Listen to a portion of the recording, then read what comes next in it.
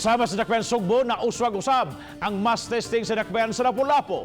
Si Luan Mirondina adunay live update. May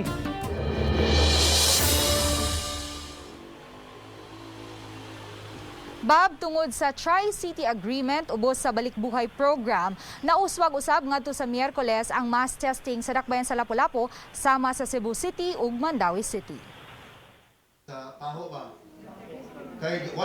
Ganiha, gitigom ni Lapu-Lapu City Mayor Jonard Ahongchan ang mga kawani sa CSWD aron sa pag-validate sa mga beneficiaries sa Social Amelioration Package. Kini aron mahatagan na ang mga beneficiaries sa 19 ka mga barangay sa unconditional cash transfer.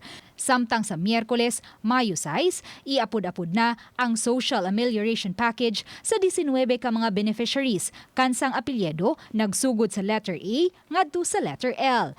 Ug pagka Mayo 7, ang mga beneficiaries na usab sa Social Amelioration Package kansang apelyido nagsugod sa letter M ngadto na sa letter Z.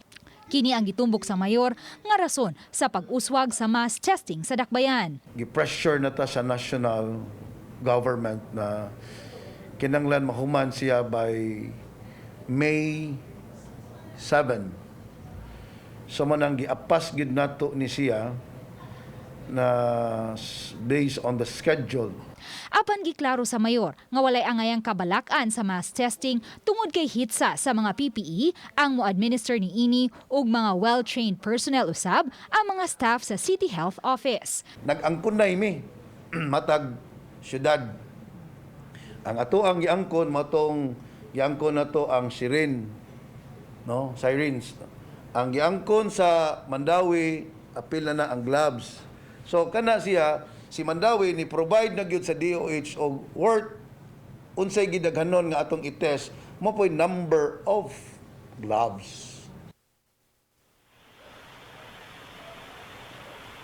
Bob, kay nahatagan naman ang mga beneficiaries sa Social Amelioration Package nga mga taga-Ulango, hayan nahukman sa mayor nga adto sa Ulango maguna or magsugod sa mass testing karong Miyerkules. Ug so far, Bob, mao kanang latest nga atong nahipos gikan dinhi sa gawas, Bob.